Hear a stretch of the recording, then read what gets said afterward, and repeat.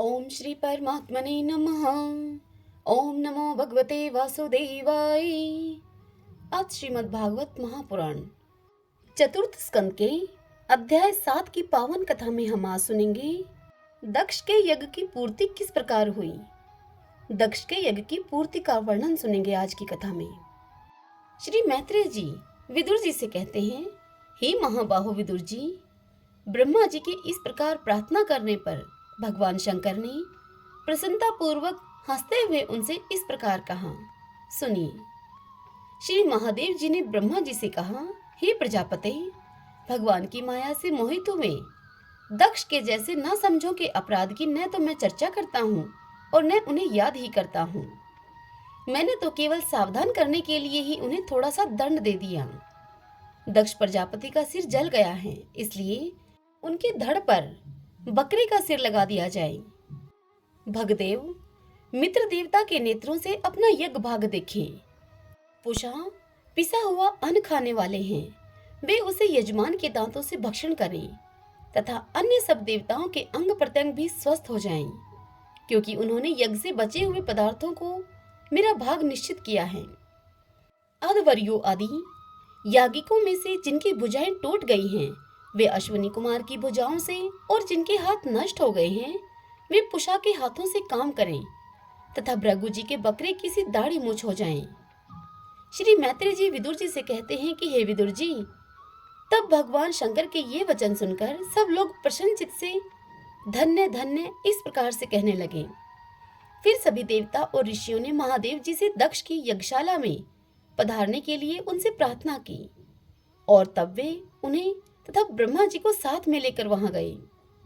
वहां जैसा जैसा भगवान शंकर ने कहा था, ठीक उसी प्रकार सब कार्य करके उन्होंने दक्ष के धड़ से यज्ञ पशु का सिर जोड़ दिया। सिर जुड़ जाने पर रुद्रदेव की दृष्टि पड़ते ही दक्ष तत्काल सोकर जागने के समान जी उठे और अपने सामने भगवान शिव को देखा। दक्ष का शंकर द्रोह की कालिमा से कलुषित हृदय उनका दर्शन करने से शरतकालीन सरोवर के समान स्वच्छ हो गया। उन्होंने महादेव जी की स्तुति करनी चाहिए, किंतु अपनी मरी हुई बेटी सती का स्मरण हो आने से स्नेह और उत्कंठा के कारण उनके नेत्रों में आंसू भर आए। उनके मुख से शब्द न निकल सका। प्रेम से विह्वल परम बुद्धिमान प्रजापति ने जैसे तैसे अपने हृदय के आवेग को रोककर विशुद्ध भाव से भगवान शिव की स्तुति करनी आरंभ की।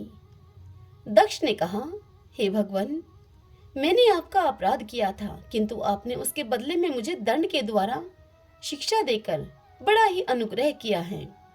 अहो, आप और श्रीहरि तो आचारहीन नाम मात्र के ब्राह्मणों की भी उपेक्षा नहीं करते, फिर हम जैसे यज्ञ गादी करने वालों को क्यों भूलेंगे। हे विभो, आपने ब्रह्मा होकर सबसे पहले आत्म तत्व की रक्षा के लिए अपने मुख से विद्या, तप और व्रत आदि के धारण करने वाले ब्राह्मणों को उत्पन्न किया था। जैसे चरवाहा लाठी लेकर गौओं की रक्षा करता है, ठीक उसी प्रकार आप उन ब्राह्मणों की सब विपत्तियों से रक्षा करते हैं।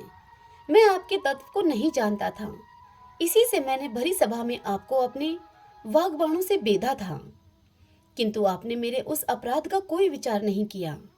मैं तो आप जैसे पूज्यतम महानुभावों का अपराध करने के कारण नरक आदि नीच लोकों में गिरने वाला था, परंतु आपने अपनी करुणा भरी दृष्टि से मुझे उबार लिया। अब भी आपको प्रसन्न करने योग्य मुझ में कोई गुण नहीं है। हे शिव, बस आप अपने ही उदारता पूर्ण बर्ताव से मुझ पर प्रसन्न होइए। श्री मैत्रेय जी विदुर जी से कहते हैं कि हे विदुर जी, आशुतोष शंकर से इस प्रकार अपना अपराध क्षमा कराकर दक्ष ने ब्रह्मा जी के कहने पर उपाध्याय, ऋत्विज आदि की सहायता से यह कार्य आरंभ किया। तब ब्राह्मणों ने यज्ञ संपन्न करने के उद्देश्य से रुद्रगण संबंधी भूत पिशाचों के संसर्ग जनित दोषों की शांति के लिए 3 पात्रों में विष्णु भगवान के लिए तैयार किए हुए पुरोडाश नामक चरु का हवन किया। हे विदुर जी, उस हवि को हाथ में लेकर खड़े हुए अध्वर्यों के साथ यजमान दक्ष ने ज्यों ही विशुद्ध चित्त से श्रीहरि का ध्यान किया, त्यों ही सहसा वहां भगवान श्रीहरि प्रकट हो गए। बृहत एवं रथंतर नामक साम स्त्रोत जिनके पंख हैं, उन गरुड़ जी के द्वारा समीप लाए हुए भगवान ने दशों दिशाओं को प्रकाशित करती हुई अपनी अंग कांति से सब देवताओं का तेज हर लिया। प्रभु श्री हरि की कांति के समक्ष सभी देवताओं की कांति फीकी पड़ गई। उनका श्याम वर्ण था, कमर में स्वर्ण की करधनी तथा पीतांबर सुशोभित था।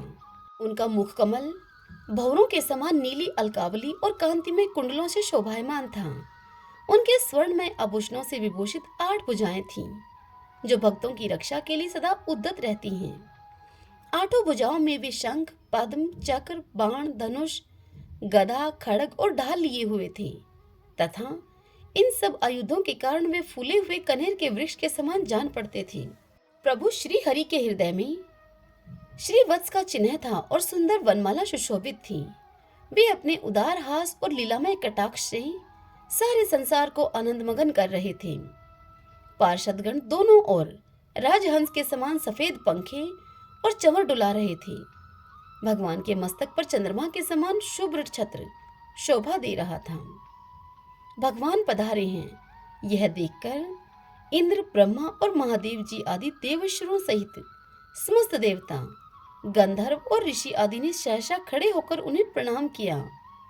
उनके तेज से सबकी कांति फीकी पड़ गई, जीवा लड़खड़ाने लगी। वे सब के सब सकपका गए और मस्तक पर अंजलि बांधकर भगवान के सामने खड़े हो गए। यद्यपि भगवान की महिमा तक ब्रह्मा आदि की मति भी नहीं पहुंच पाती, तो भी भक्तों पर कृपा करने के लिए दिव्य रूप में प्रकट हुए श्री हरि की वे अपनी अपनी बुद्धि के अनुसार स्तुति करने लगे।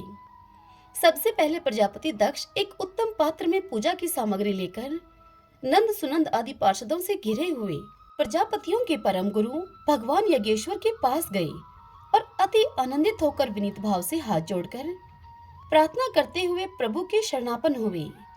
दक्ष ने कहा, हे भगवान, अपने स्वरूप में आप बुद्धि की जागृत आदि संपूर्ण अवस्थाओं से रहित, शुद्ध, चिन्मय, भेद रहित, अतएव निर्भय हैं। आप माया का तिरस्कार करके स्वतंत्र रूप से विराजमान हैं, तथापि जब माया से ही जीव भाव को स्वीकार करके उसी माया में स्थित हो जाते हैं आप, तब अज्ञानी से दिखने लगते हैं। ऋत्विजों ने प्रभु से कहा, हे उपाधि रहित प्रभु, भगवान रुद्र के प्रधान अनुचर नंदीश्वर के श्राप के कारण हमारी बुद्धि केवल कर्म कांड में ही फंसी हुई है। अतएव हम आपके तत्व को नहीं जानते, जिसके लिए इस कर्म का यही देवता है। ऐसी व्यवस्था की गई है। उस धर्म प्रवृत्ति के प्रयोजक वेद त्रयी से प्रतिपादित यज्ञ को ही हम अपना स्वरूप समझते हैं। सदस्यों ने प्रभु से कहा, हे प्रभु, जीवों को आश्रय देने वाले, जो अनेक प्रकार के कलेशों के कारण अत्यंत दुर्गम है, जिसमें काल रूप भयंकर सर्प ताक में बैठा हुआ है, द्वंद रूप अनेकों गड्ढे हैं, दुर्जन रूप जंगली जीवों का भय है तथा शोक रूप दावानल धधक रहा है। ऐसे विश्राम स्थल से रहित संसार मार्ग में जो अज्ञानी जीव कामनाओं से पीड़ित होकर विषय रूप मृग तृष्णा जल के लिए ही देह गेह का भारी बोझा सिर पर लिए जा रहे हैं, वे भला आपके चरण कमलों की शरण में कब आने लगे। रुद्र ने कहा, हे वरदायक प्रभु, आपके उत्तम चरण इस संसार में सकाम पुरुषों को संपूर्ण पुरुषार्थों की प्राप्ति कराने वाले हैं, और जिन्हें किसी भी वस्तु की कामना नहीं है, वे निष्काम मुनिजन भी उनका आदर पूर्वक पूजन करते हैं।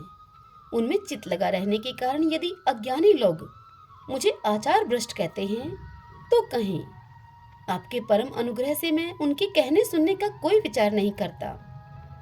भृगु जी ने कहा, हे प्रभु, आपकी गहन माया से आत्मज्ञान लुप्त हो जाने के कारण जो अज्ञान निद्रा में सोए हुए हैं, वे ब्रह्म आदि देहधारी आत्मज्ञान में उपयोगी आपके तत्व को अभी तक नहीं जान सके हैं। ऐसे होने पर भी आप अपने शरणागत भक्तों के तो आत्मा और सुहृदय हैं, अतः आप मुझ पर प्रसन्न होइए। ब्रह्मा जी ने कहा, हे प्रभु, पृथक पृथक पदार्थों को जानने वाली इंद्रियों के द्वारा पुरुष जो कुछ देखता है वह आपका स्वरूप नहीं है, क्योंकि आप ज्ञान, शब्द आदि विषय और श्रोत्र आदि इंद्रियों के अधिष्ठान हैं।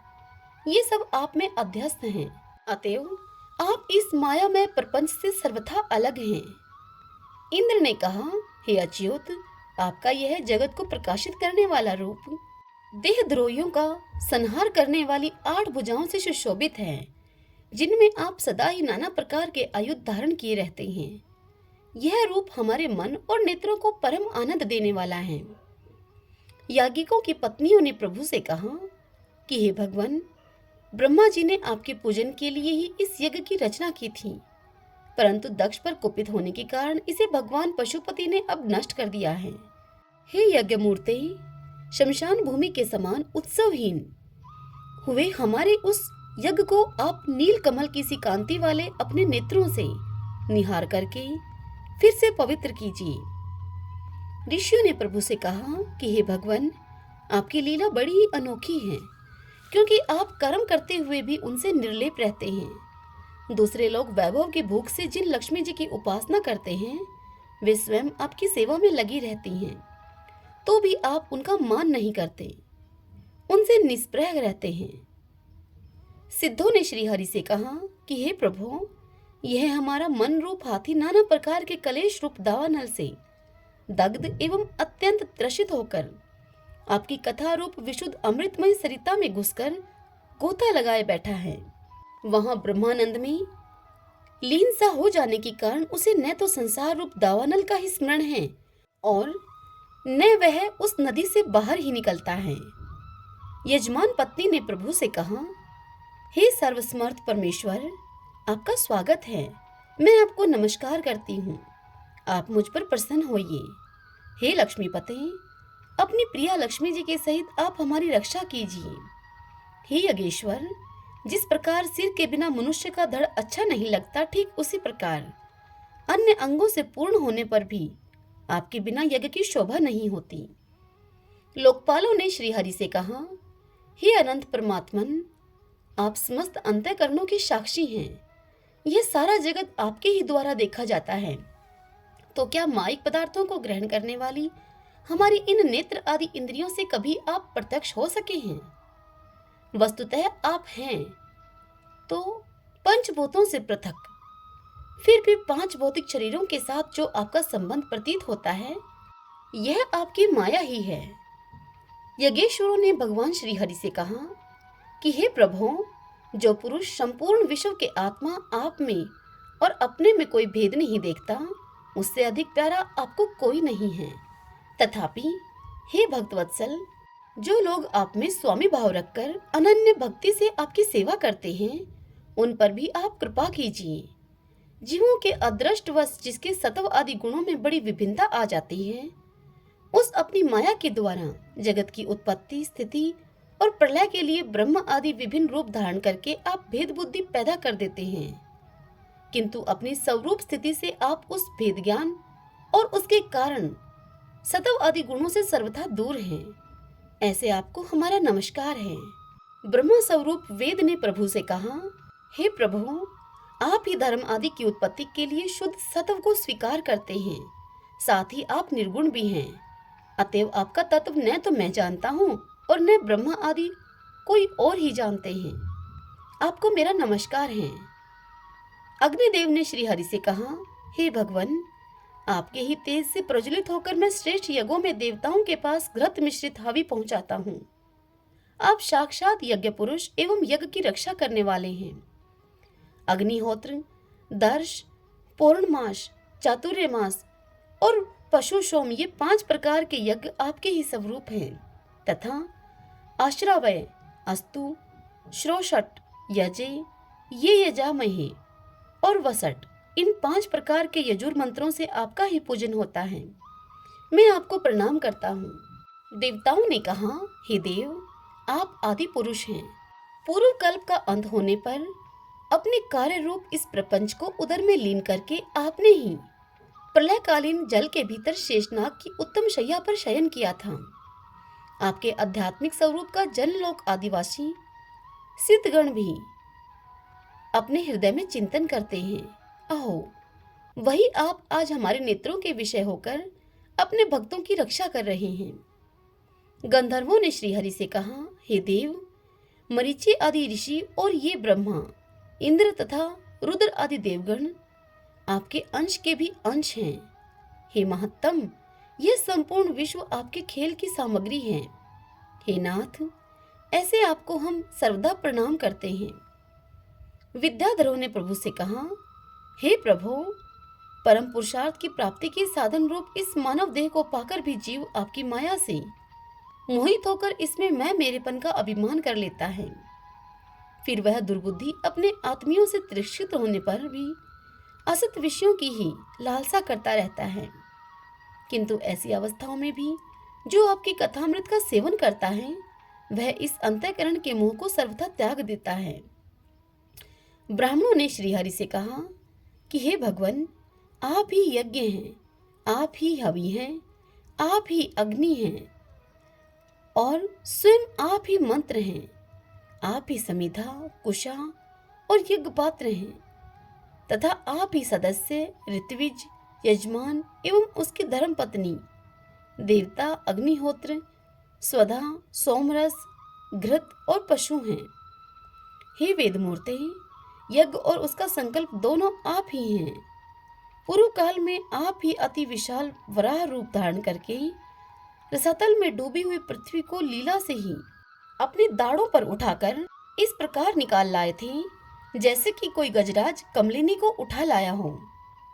उस समय आप धीरे धीरे गरज रहे थे और योगीगण आपका यह अलौकिक पुरुषार्थ देखकर आपकी स्तुति करते जाते थे। हे यज्ञेश्वर, जब लोग आपके नाम का कीर्तन करते हैं तब यज्ञ के सारे विघ्न नष्ट हो जाते हैं। हमारा यह यज्ञ स्वरूप सत्कर्म नष्ट हो गया था, अतः हम आपके दर्शनों की इच्छा कर रहे थे। अब आप हम पर प्रसन्न होइए। आपको नमस्कार है।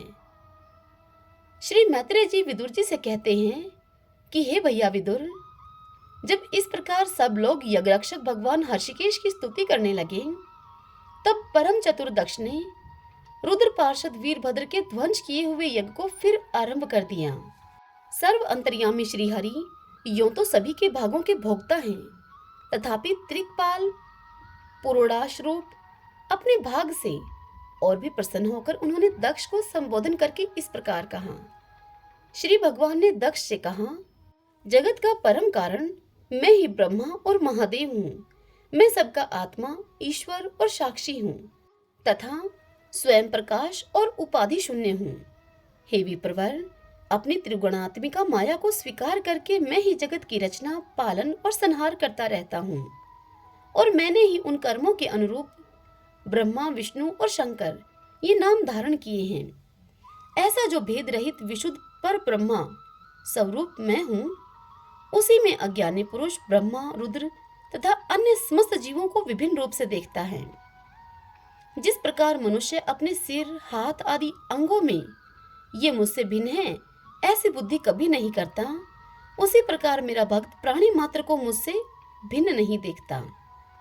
हे ब्राह्मण, हम ब्रह्मा, विष्णु और महेश्वर तीनों स्वरूपतः एक ही हैं और हम ही संपूर्ण जीव रूप हैं। अतः जो हम में भेद नहीं देखता वही शांति प्राप्त करता है। श्री मैत्रेय जी विदुर जी से कहते हैं, भगवान के इस प्रकार आज्ञा देने पर प्रजापतियों के नायक दक्ष ने उनका त्रिकपाल यज्ञ के द्वारा पूजन करके फिर अंगभूत और प्रधान दोनों प्रकार के यज्ञों से अन्य सब देवताओं का अर्चन किया। फिर एकाग्रचित होकर भगवान शंकर का यज्ञ शेष रूप उनके भाग से यजन किया तथा समाप्ति में किए जाने वाले उदवसान नामक कर्म से अन्य सोमपाई एवं दूसरे देवताओं का यजन करके यज्ञ का उपसंहार किया और अंत में ऋत्विजों के सहित अवभृत स्नान किया। फिर जिन्हें अपने पुरुषार्थ से ही सब प्रकार की सिद्धियां प्राप्त थी, उन दक्ष प्रजापति को तुम्हारी सदा धर्म में बुद्धि रहे, इस प्रकार का ऐसा आशीर्वाद देकर सब देवता स्वर्गलोक को चले गए। हे विदुर जी, सुना है कि दक्षसुता सती जी ने इस प्रकार अपना पूर्व शरीर त्याग कर फिर हिमालय की पत्नी मैना के गर्भ से जन्म लिया था। जिस प्रकार प्रलय काल में लीन हुई शक्ति सृष्टि के आरंभ में फिर ईश्वर का ही आश्रय लेती है, ठीक उसी प्रकार अनन्य प्राणा श्री अंबिका जी ने उस जन्म में भी अपने एकमात्र आश्रय और प्रियतम भगवान शंकर को ही वरण किया। हे विदुर जी, दक्ष यज्ञ का विध्वंस करने वाले भगवान शिव का यह चरित्र मैंने बृहस्पति जी के शिष्य परम भागवत उद्धव जी के मुख से सुना था। हे कुरुनंदन, श्री महादेव जी का यह पावन चरित्र यश और आयु को बढ़ाने वाला तथा पाप पुंज को नष्ट करने वाला है। जो पुरुष भक्ति भाव से इसका नित्य प्रति श्रवण और कीर्तन करता है वह मनुष्य अपनी पाप राशि का नाश कर देता है। हरि ओम तत्सत। ओम नमो नारायण। ओम नमो नारायण। भगतजनों, आज की यह कथा यहीं समाप्त हुई।